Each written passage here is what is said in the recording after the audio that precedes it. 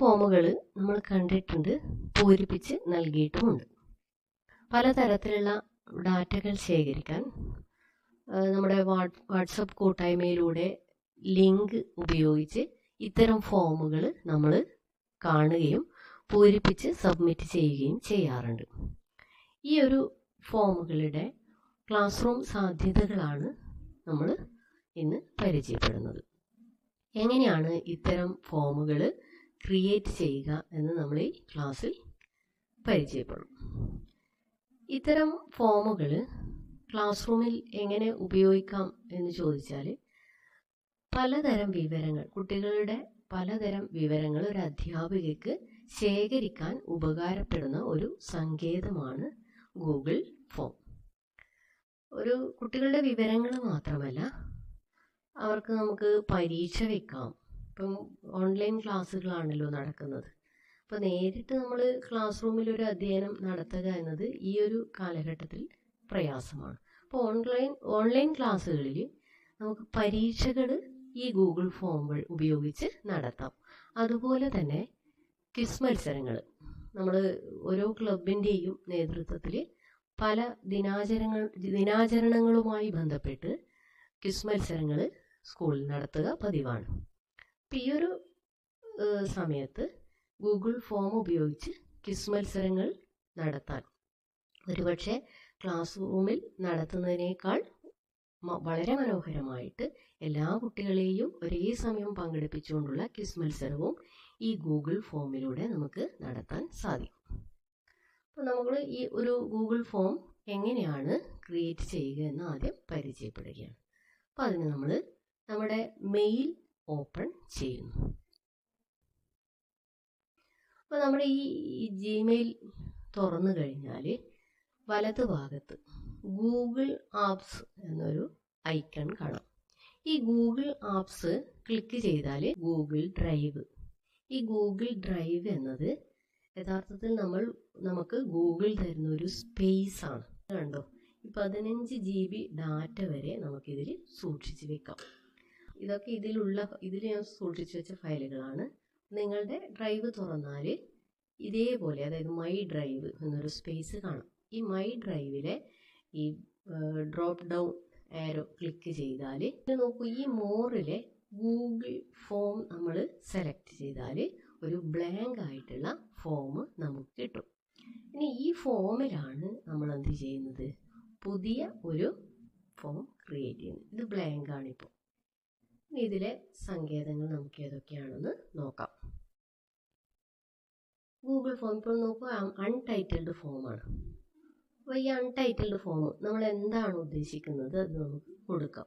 വിവരങ്ങൾ കൈമാറുന്നതാണെങ്കിൽ ബയോഡാറ്റ എന്നോ അല്ലെങ്കിൽ ക്ലാസ് കൊടുത്തിട്ട് അതിൻ്റെ എന്താണോ ആ ഫോമിന് പേര് കൊടുക്കുന്നത് നമുക്ക് അവിടെ അടിച്ചു കൊടുക്കും. ഇപ്പോൾ ഒരു പരീക്ഷയാണ് നടത്തുന്നതെങ്കിൽ യൂണിറ്റ് ടെസ്റ്റ് ആണെങ്കിൽ നമുക്ക് എന്ത് ചെയ്യാം, യൂണിറ്റ് ടെസ്റ്റ് എന്ന് അടിച്ചു കൊടുക്കാം. അവിടെ യൂണിറ്റ് ടെസ്റ്റ് അടിക്കുന്നത്. അതിന് എന്തെങ്കിലും ഡിസ്ക്രിപ്ഷൻ കൊടുക്കണം. ഇപ്പോൾ നമുക്ക് ഒന്നാമത്തെ യൂണിറ്റിലെ ഒരു യൂണിറ്റ് ടെസ്റ്റ് ആണ് എന്ന് വെച്ചു. അപ്പോൾ യൂണിറ്റ് 1 അവിടെ അടിച്ചു കൊടുക്കാം നമുക്ക്. അപ്പോൾ നമുക്കിവിടെ യൂണിറ്റ് ടെസ്റ്റ് യൂണിറ്റ് 1, അപ്പോൾ യൂണിറ്റ് 1 ഒരു യൂണിറ്റ് ടെസ്റ്റ് ആണ് എന്ന് വ്യക്തമാണ് അവിടെ. ഇനി ഇവിടെ അൺടൈറ്റിൽഡ് ഫോമിന് നമുക്ക് വേണമെങ്കിൽ എന്ത് ചെയ്യാം, യൂണിറ്റ് ടെസ്റ്റ് 1 ജൂൺ മാസം നടത്തുന്ന ഒരു, അതായത് യൂണിറ്റ് ടെസ്റ്റ് 1 ജൂൺ, മന്തും അവിടെ വ്യക്തമാണ്. അപ്പോൾ അത് നമ്മളൊരു ആ ഫോമിനൊരു പേര് കൊടുത്തു. യൂണിറ്റ് ടെസ്റ്റ് അടിച്ചു. രണ്ടാമത്തെ ചോദ്യം അടിക്കാൻ ആഡ് ക്വസ്റ്റ്യൻ കൊടുക്കുകയാണ്. അപ്പോൾ ആദ്യം നമുക്ക് കുട്ടിയുടെ പേര് വേണം, നെയിം. ഇനി ഈ നെയിം ഇവിടെ ഈ ഷോർട്ട് ആൻസർ ഇവിടെ ക്ലിക്ക് ചെയ്താൽ ഏത് ടൈപ്പ് ക്വസ്റ്റ്യൻസ് ആണ് വേണ്ടത് എന്ന്. ഇപ്പോൾ short answer, paragraph, multiple choice, check box, drop down list, file upload, linear scale, ഇങ്ങനെ പലതരത്തിൽ നമുക്ക് കിട്ടും. ഇതിൽ ഓരോ തരം ചോദ്യങ്ങളാണ് വരുന്നത്. ഇതിൽ നെയിം അടിച്ചു കൊടുത്തു. ഇപ്പോൾ ഷോർട്ട് ആൻസർ ടൈപ്പ് ക്വസ്റ്റ്യൻ ആണ്. അപ്പോൾ ഇവിടെ കുട്ടി എന്ത് ചെയ്യും, കുട്ടിക്ക് പേരെഴുതാം അവിടെ. ഇവിടെ റിക്വയർഡ് കൊടുത്താൽ ഈ നമ്മൾ ഫോം ക്രിയേറ്റ് കഴിഞ്ഞാൽ നെയിമിൻ്റെ ഇപ്പോൾ ഒരു സ്റ്റാർ പ്രത്യക്ഷപ്പെടും. സ്റ്റാർ പ്രത്യക്ഷപ്പെട്ടാൽ ഈ നെയിം അടിച്ച കുട്ടിക്ക് മാത്രമേ സബ്മിറ്റ് ചെയ്യാൻ പറ്റൂ. അപ്പോൾ നമുക്ക് നെയിം മസ്റ്റ് ആണല്ലോ. അപ്പോൾ ചില കുട്ടികൾ പരീക്ഷയ്ക്ക് പേരെഴുതാറില്ല. അപ്പോൾ നമ്മൾ ഈ റിക്വയർഡ് ക്ലിക്ക് ചെയ്താൽ കുട്ടിക്ക് പേരെഴുതാതെ ഈ പരീക്ഷ സബ്മിറ്റ് ചെയ്യാൻ പറ്റില്ല. ഇനി അടുത്ത ആഡ് ക്വസ്റ്റ്യൻ നമ്മൾ കൊടുക്കുകയാണ്.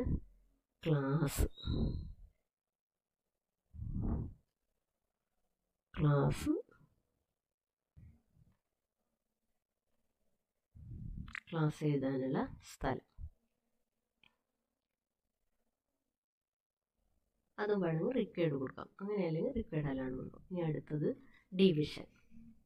ഇവിടെ സ്റ്റാർ വന്നു, നെയിമിൻ്റെ അടുത്ത് സ്റ്റാർ വന്നിട്ടുണ്ട്, ക്ലാസിൻ്റെ അടുത്ത് സ്റ്റാർ വന്നിട്ടുണ്ട്. അപ്പോൾ ഈ സ്റ്റാർ വന്ന ചോദ്യങ്ങൾ അറ്റൻഡ് ചെയ്യാതെ കുട്ടിക്ക് സബ്മിറ്റ് ചെയ്യാൻ സാധിക്കില്ല.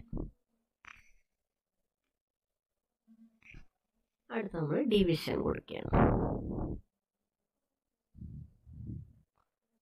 ഡിവിഷൻ നമുക്കറിയാം, കുട്ടി നമ്മുടെ സ്കൂളിൽ ക്ലാസ് ABC D ഡിവിഷൻ ഉണ്ടെങ്കിൽ എത്ര ഡിവിഷൻ നമുക്കറിയാം.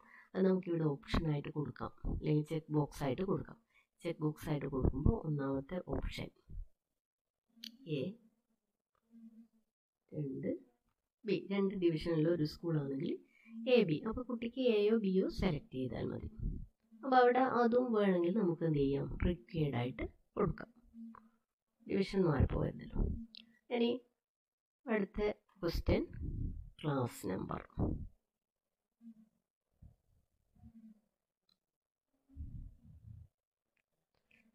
അപ്പോൾ ക്ലാസ് നമ്പർ കൊടുക്കുമ്പോൾ നമുക്ക് ചെയ്യാൻ പറ്റുന്ന ഒരു കാര്യം, ഷോർട്ട് ആൻസർ ആണ് ഇവിടെ നോക്കൂ, നമ്പർ എന്നൊരു ഇത് കാണാം. അവിടെ നമ്മൾ നമ്പറാണല്ലോ, ക്ലാസ് നമ്പറാണല്ലോ അടിക്കുക. അതുകൊണ്ടാണ് ഇവിടെ ഒരു ഓപ്ഷൻ അവിടെ വന്നിരിക്കുന്നത്. അപ്പോൾ അങ്ങനെ അത് തന്നെ നമുക്ക് നോക്കൂ. ഇപ്പം നമുക്ക് ക്ലാസ്സിൽ 30 കുട്ടികളാണെങ്കിൽ less than or equal to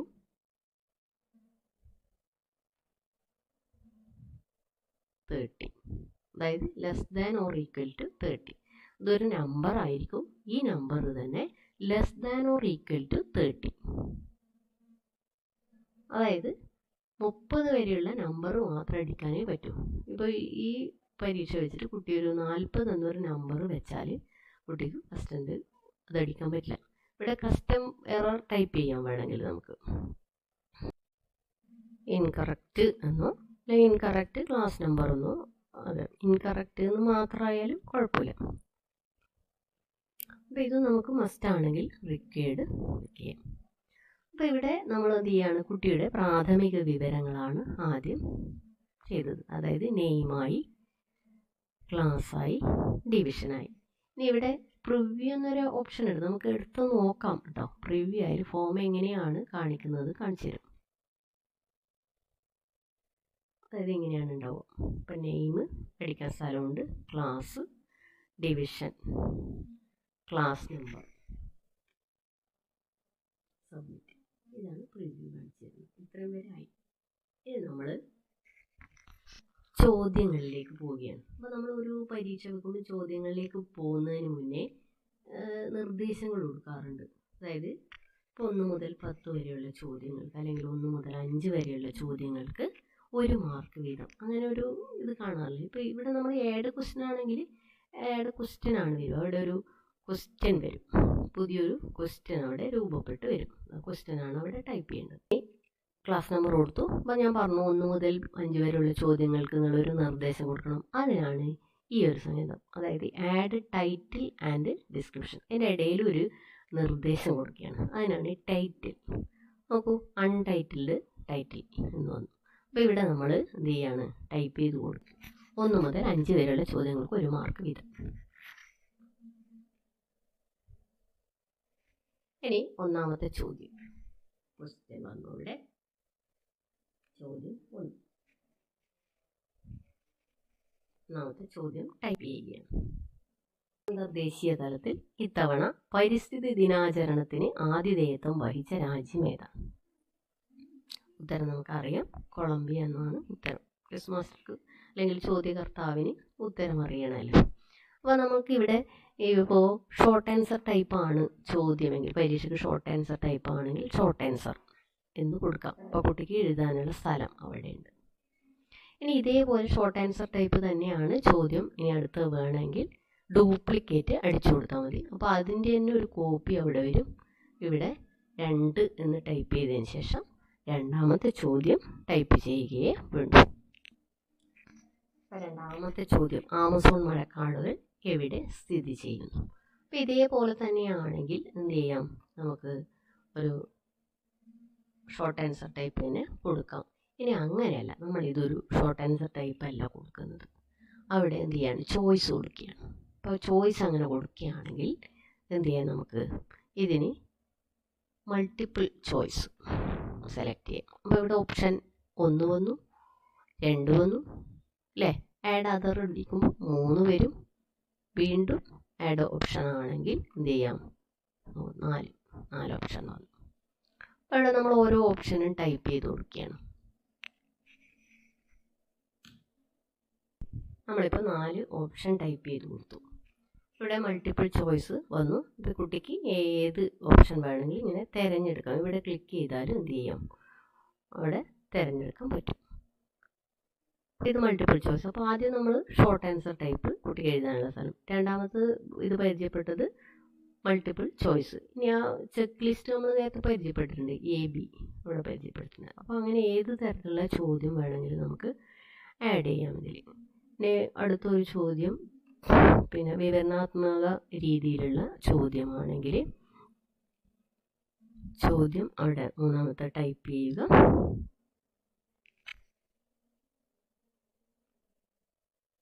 paragraph. അപ്പോൾ അവിടെ ലോങ് ആൻസർ ടെക്സ്റ്റ് കുറച്ചധികം സ്പേസ് കുട്ടിക്ക് കിട്ടും. അപ്പോൾ ഇങ്ങനെ വിവിധ തരത്തിലുള്ള ചോദ്യങ്ങൾ നമുക്കിവിടെ ടൈപ്പ് ചെയ്ത് കൊടുക്കാം. ഇങ്ങനെയാണ് നമ്മളൊരു ക്വസ്റ്റ്യൻ പേപ്പർ സെറ്റ് ചെയ്യുന്നത്. ഇപ്പോൾ ഇനി ആദ്യത്തെ മൾട്ടിപ്പിൾ ചോയ്സ് കഴിഞ്ഞതിന് ശേഷം അല്ലെങ്കിൽ ഒറ്റവാക്ക് ചോദ്യങ്ങൾ കഴിഞ്ഞതിന് ശേഷം 6 മുതൽ 10 വരെയുള്ള ചോദ്യങ്ങൾക്ക് പിന്നെ 50 വാക്കിൽ കവിയാതെ ഉത്തരം, അതെല്ലാം നമുക്ക് നിർദ്ദേശമായിട്ട് കൊടുക്കണമെങ്കിൽ വീണ്ടും അവിടെ ഇത് കഴിഞ്ഞതിന് ശേഷമാണോ അവിടെ ഇത് സെലക്ട് ചെയ്ത് ഇവിടെ കിട്ടും. സെലക്ട് ചെയ്താണിത്. അപ്പോൾ അവിടെ ഒന്ന് ആഡ് ചെയ്ത് ഇവിടെ അൺടൈറ്റിൽഡ് വരും. അപ്പോൾ അങ്ങനെ എവിടെയാണോ നമുക്ക് നിർദ്ദേശം കൊടുക്കേണ്ടത് അവിടെ TT ഉപയോഗിച്ച് അത് ചെയ്യാൻ സാധിക്കും. ഇങ്ങനെയാണ് ഒരു ക്വസ്റ്റ്യൻ പേപ്പർ സെറ്റ് ചെയ്യുന്നത്. അപ്പോൾ അതിൻ്റെ ഓരോ ഓപ്ഷനും നമ്മൾ ഉപയോഗിച്ച് പരിചയപ്പെടുകയാണ് ചെയ്യേണ്ടത്. യൂണിറ്റ് ടെസ്റ്റ് നമ്മൾ എന്ത് ചെയ്യാണ്, ഒരു ക്വിസാക്കി മാറ്റുകയാണ്. അവിടെ നമുക്ക് ക്വിസ് എന്ന് ടൈപ്പ് ചെയ്യാം. പരിസ്ഥിതി ക്വിസ്. ഇവിടെയും നമുക്കത് പരിസ്ഥിതി ക്വിസാക്കി മാറ്റാം.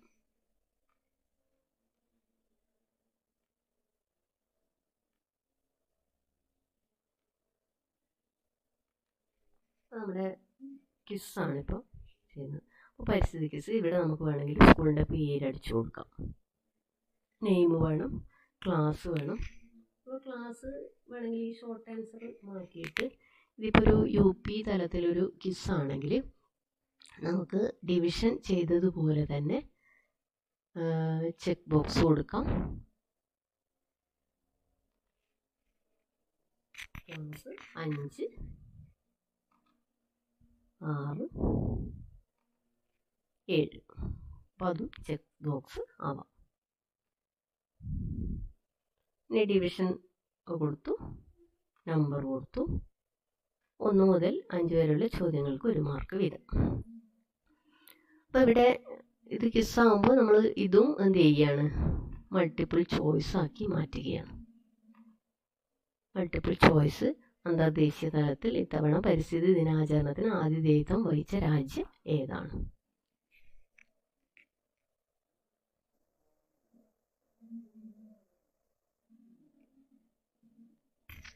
നമ്മളതും മൾട്ടിപ്പിൾ ചോയ്സ് ആക്കി ഉത്തരം ആഡ് ചെയ്ത് കൊടുത്തിട്ടുണ്ട്. ഇനി നമുക്ക് ഈ ഇപ്പോൾ കൊളംബിയ ഇതിലൊരു ചിത്രം ആഡ് ചെയ്യണമെന്ന് വെച്ചു. ആമസോൺ മഴക്കാടുകൾ എവിടെ സ്ഥിതി ചെയ്യുന്നു. അപ്പോൾ ആ ആമസോൺ മഴക്കാടുകളിൽ തീ പിടിച്ചതും അതിലും ഈ വർഷത്തെ ഒരു പ്രധാന വാർത്തയായിരുന്നു. അപ്പോൾ നമുക്കിവിടെ ഈ ഒരു ചിത്രം ആഡ് ചെയ്ത് കൊടുക്കുകയാണ്. കുട്ടികൾക്കൊരു രസകരവുമായിരിക്കും ക്വിസ് വരുമ്പോൾ. അപ്പോൾ അങ്ങനെയാണെങ്കിൽ ആമസോൺ കാർഡിൻ്റെ ഒരു ചിത്രം നമ്മൾ കമ്പ്യൂട്ടർ സേവ് ചെയ്ത് വെച്ചതോ അല്ലെങ്കിൽ ഗൂഗിൾ ഡ്രൈവ് വഴി അപ്ലോഡ് ചെയ്യുകയോ ഗൂഗിൾ ഡ്രൈവിൽ സേവ് ചെയ്ത് വെക്കാം. അല്ലെങ്കിൽ ഗൂഗിൾ ഇമേജ് സെർച്ച് ചെയ്തിട്ട് നമുക്ക് പിന്നെ ഡൗൺലോഡ് ചെയ്ത് എടുക്കാം. അല്ലെങ്കിൽ നമ്മൾ കമ്പ്യൂട്ടറിൽ ശേഖരിച്ച് വെച്ചൊരു ചിത്രമാണെങ്കിൽ ബ്രൗസ് ചെയ്താൽ മതി.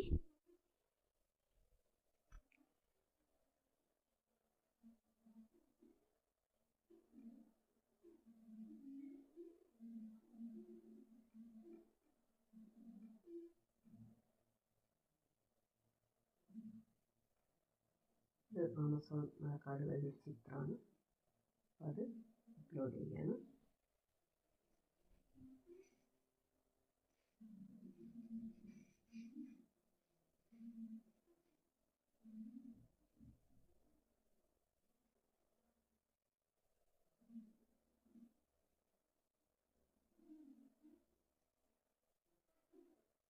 ആമസോൺ മഴക്കാടുകളുടെ ചിത്രം വന്നു.